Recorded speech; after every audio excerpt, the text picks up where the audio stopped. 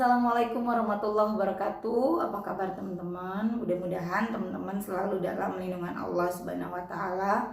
Amin ya rabbal alamin. Kali ini aku mau sharing pengalaman sholawat dari salah satu subscriber namanya Mbak En.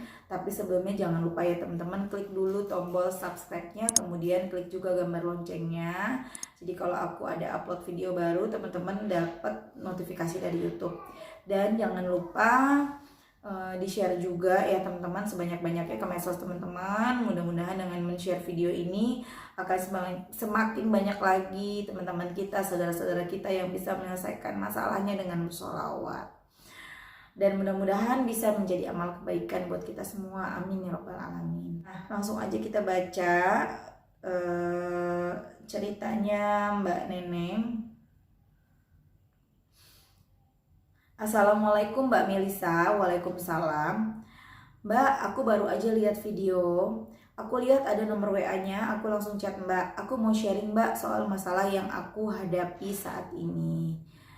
Mbak, aku lagi stres banget karena aku lagi ditagih-tagih utang. Utangku gak sedikit Mbak, kurang lebih 70 juta.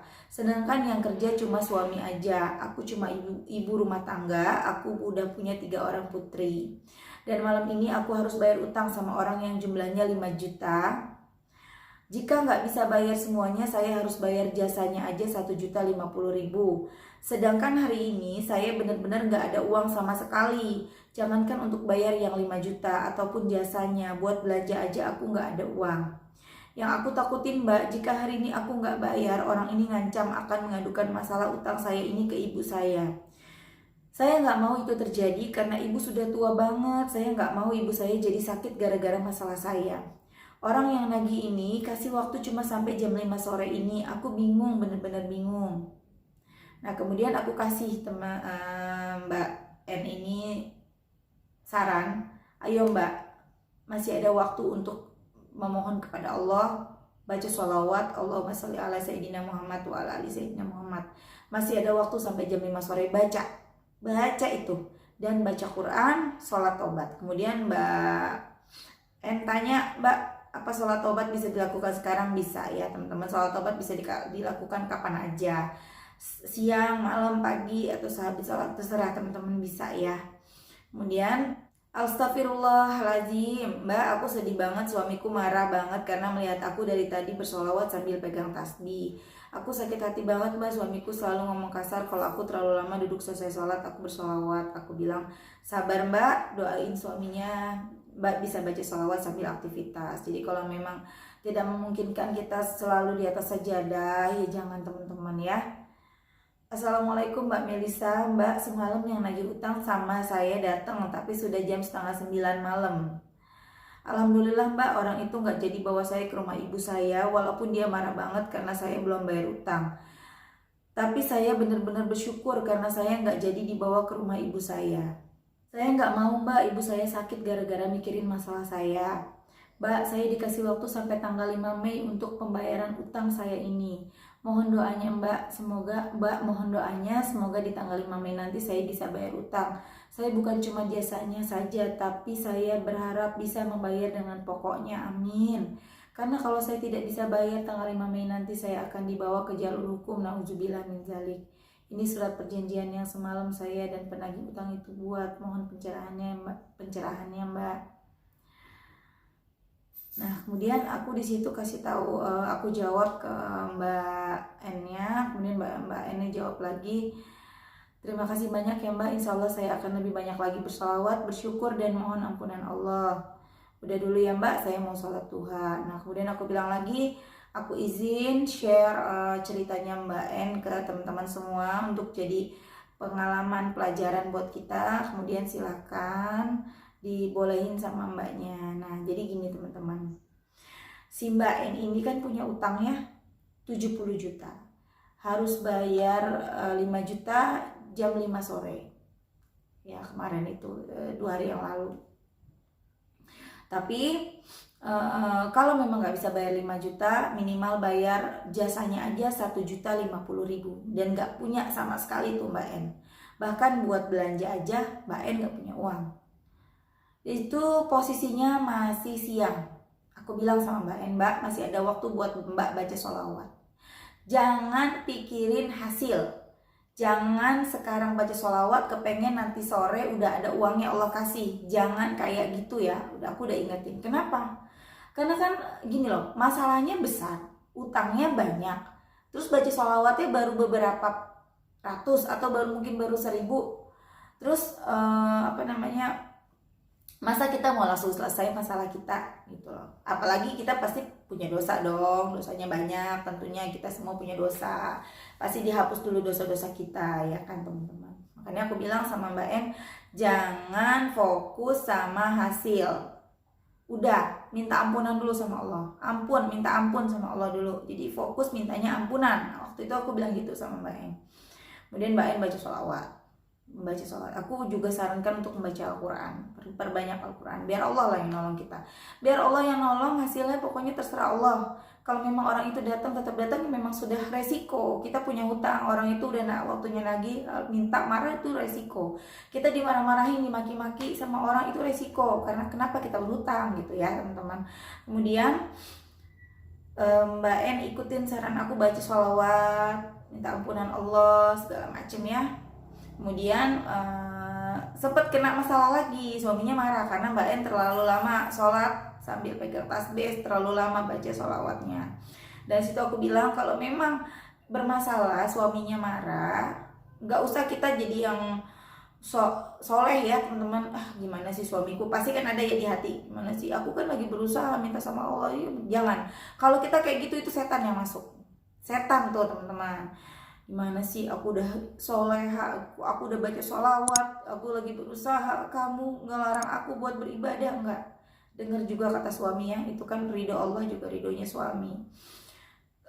Suaminya nggak ngizinin lama-lama bersolawat, mungkin pekerjaan lain terlantar, ya udah selesai, baca aja sedikit, kemudian sambil aktivitas baca sholawat. Makanya harus punya tasbih digital tuh teman-teman. Kemudian datanglah waktu jam 5, ternyata jam 5, orang itu kan janji datang jam 5 kan, mau ngamuk-ngamuk, mau datangin ibunya, mau ngasih tahu, mau lapor ke ibunya si Mbak En ini gitu. Ternyata waktunya molor dari jam 5 ke setengah 9. Coba, Allah udah nolong tuh teman-teman. Jadi itu yang aku bilang, jangan fokus sama hasil. Kalau kita fokus sama hasil, ujung-ujungnya kita jadi durhaka sama Allah, kita jadi marah-marah. Mana udah sholawat, mana nggak dapet duitnya gitu loh ya kan.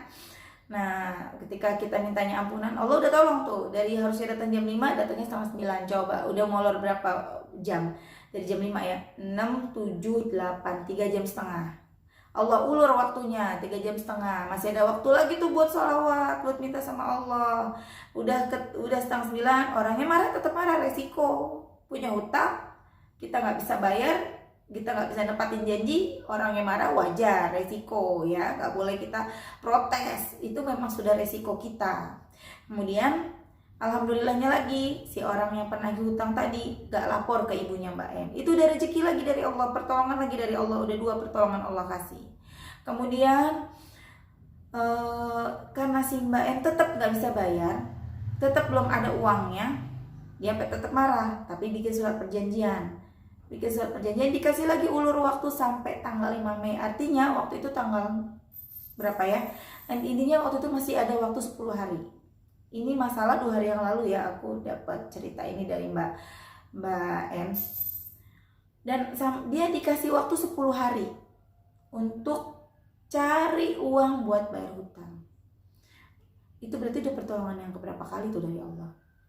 Diundur dari jam 5 ke setengah 9, gak jadi dilaporin ke ibunya, dikasih waktu sampai tanggal 5 Mei.